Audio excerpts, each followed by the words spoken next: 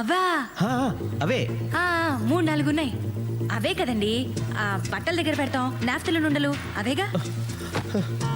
అసలు నువ్వు సరిగ్గా చూసావా? అసలు ఇవాళ మీకు ఏమైందండి? ఏమైందా? ఆ శనిగాడు. అపచారం. శనిగాడు కాదు, శనిదేవుడు.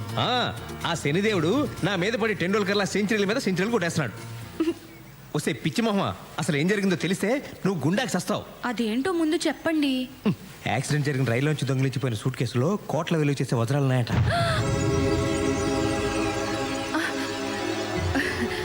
పాపపు సొమ్ము మనకెందుకు? అయినా మన సూట్ కేసులో లేవు కదా. అదే ఎందుకు ఉండకూడదంటున్నాను. అయ్యయ్యో, ఎలా ఉండేవారు ఎలా అయిపోయారండి. మీరు రిలాక్స్ అవ్వండి. దొరికింది లాక్కొస్తే సరిపోదు, లక్ కూడా ఉండాలి.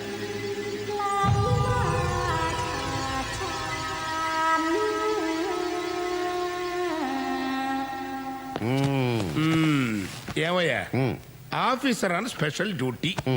ఇంత పెద్ద పేరున్న పోస్ట్ నీకు వేస్ట్ కదా. ఆ సూట్ కేసు సంగతి ఏమైనా తెలిసిందా? తెలిసింది నాకు కాదు, ఏషియన్ టైమ్స్ పత్రిక జర్నలిస్ట్కి. ఓహో, ఇదిగో చదవండి. యాక్సిడెంట్ జరిగిన ముంబై ఎక్స్ప్రెస్లో ప్రయాణిస్తున్న ధీరులాలనే వజ్రాల వ్యాపారి సూట్ కేసు పోయిందని, దాంట్లో ఉన్న కోట్ల విలువైన వజ్రాలు కేంద్ర కేబినెట్లోని ఉన్నత స్థాయి మంత్రికి చెందినవని రాశారు.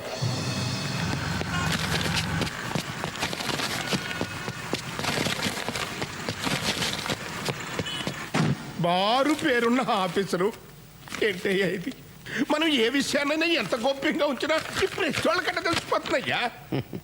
వజ్రాలు పోతే పోయినాయి, ఇంకా 3 ఏళ్ళ పదవి కాలం ఉంది కదా, ఇంతకు 10 రెట్లు సంపాదించుకోవచ్చు.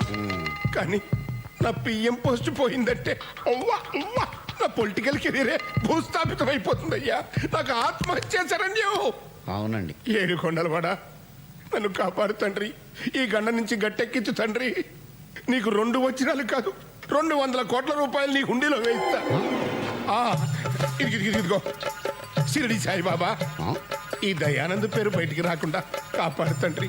నీకెంతో మంది భక్తులు ఉండొచ్చు, కానీ వాళ్ళెవ్వరూ ఇప్పించలేని భారతరత్న బిరుదు నేను నీకు ఇప్పిస్తా. ప్రామిస్. భారతరత్న షిరిడి సాయినాథ్. పదవిలో ఉంటేనే సిటీలోని రౌడీ షీటర్లకి, గూండాలకి, పాకెట్ పుల్లర్స్కి స్వాగతం, సుస్వాగతం. సోదరులారా, మిమ్మల్ని అందరినీ ఇక్కడ ఈ విధంగా కలుసుకోవడం నాకు చాలా ఆనందంగా ఉంది. విద్యుక్త ధర్మంలో భాగంగా నేను గతంలో మిమ్మల్ని చితకబాది ఉండొచ్చు, మీరు నన్ను అమ్మనాబూతులు తిట్టుకునుండొచ్చు. దొంగ పోలీసు సంబంధం భార్యాభర్తల అనుబంధం లాంటిదని నేను మీకు సగర్వంగా మనవి చేస్తున్నాను. అయితే ఈరోజు ఈ సమావేశం చాలా ముఖ్యమైంది.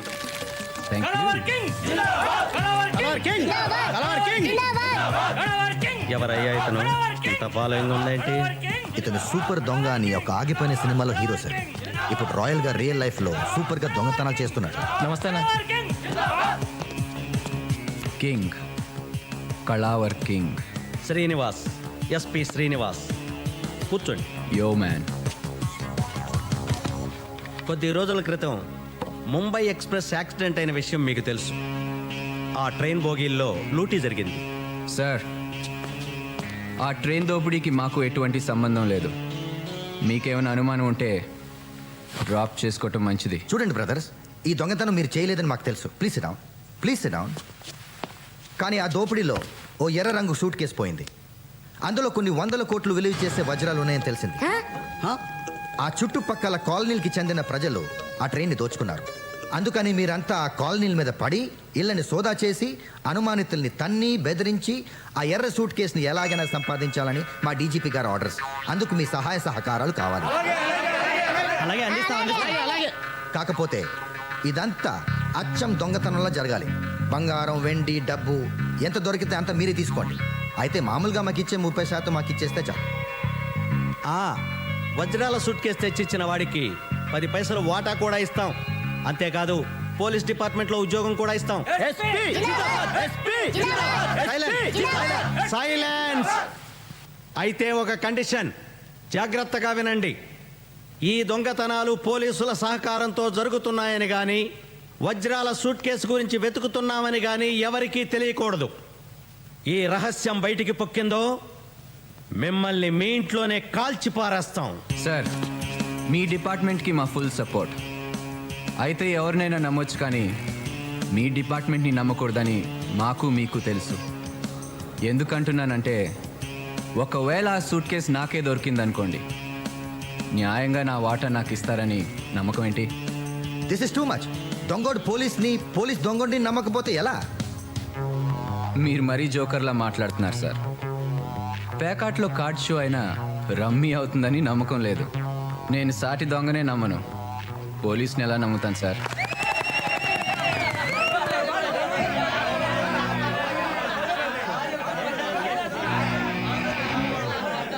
సరే అయితే ఒక మాజీ న్యాయమూర్తితో మధ్యవర్తిత్వం జరిపిస్తాం, ఓకేనా? Okay sir, deal show. అందరికి పార్టీ అరేంజ్ చేయండి. Okay, beer biryani granted. Sir, సొమ్ము మనది, సోకు వాడిదా. ఇది సంగతి.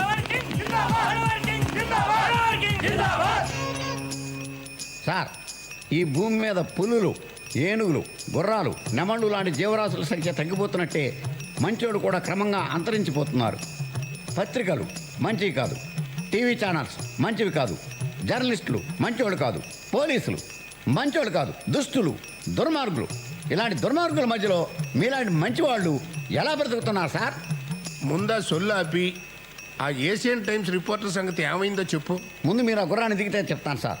ఈ రాత్రికి ఆ ఏషియన్ టైమ్స్ వాడి టైం అయిపోయినట్టే. ఎక్స్క్యూజ్ మీ, ఆడు ఇంకా చావలేదా? లేదు.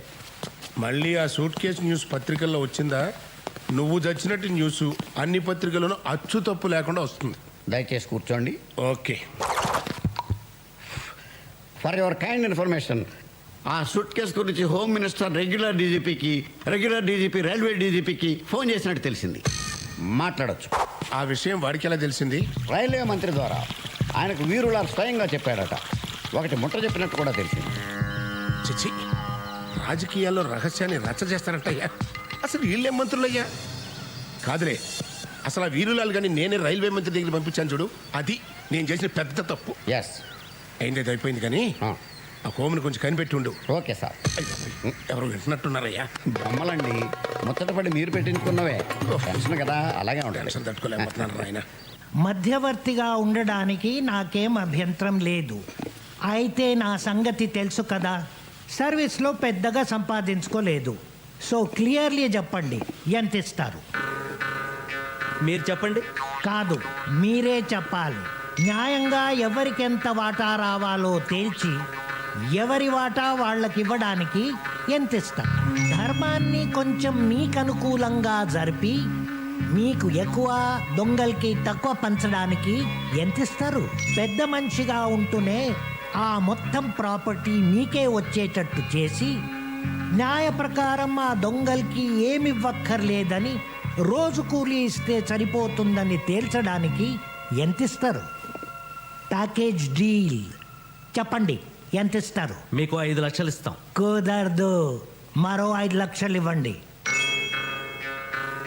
Okay, done. అయితే ఆ దొంగల్ని మేము ప్రతిరోజు మా వ్యాన్లో తీసుకెళ్ళి కాలనీల్లో వదులుతాం. దొంగతనం అయిపోయాక తిరిగి తీసుకొచ్చి పోలీస్ స్టేషన్ దగ్గర వదిలేస్తాం. లేకపోతే వాళ్ళు దోచిందంతా దొబ్బుకుపోయే ప్రమాదం ఉంది నిర్మల్ కుమార్ గారు.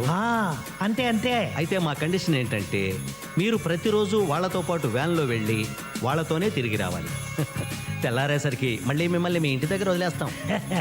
ఓ పెద్ద మనిషిగా దొంగలతో పాటు తిరగాలంటారు, అంతే కదా? అంతే అంతే. వస్తాను.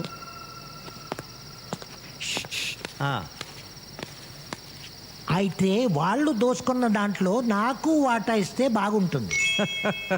అది మీరు వాళ్ళతో మాట్లాడుకుంటే బాగుంటుంది. బాయ్. బీరేస్తావా బాసు? లేదు. పోనీ బీరు కొడతావా? కొట్టను. సరే, బీరు తాగుతావా? తాగను. వెయ్యవు, కొట్టవు, తాగవు. తాగాయి. నేను మాజీ న్యాయమూర్తిని, మర్యాదగా బిహేవ్ చేయి. నమస్తే మాజీ న్యాయమూర్తి సారు. మరి మీరు ఇలా మాలాంటి దొంగలతో తిరగొచ్చా? దొంగల? ఎవరు? ఇప్పుడు దొంగతనానికి వెళ్తున్నాం, మరి మేము దొంగలం కాదా? మీరెలా దొంగలవుతారు? న్యాయస్థానంలో ప్రూవ్ అయ్యే వరకు ఎవరిని దొంగ అనకూడదు. ఇప్పుడు మీరు ఇంకా దొంగతనం చేయవలసి ఉంది. దొంగతనం చేశాక పోలీసులు మిమ్మల్ని పట్టాలి, కేసు పెట్టాలి.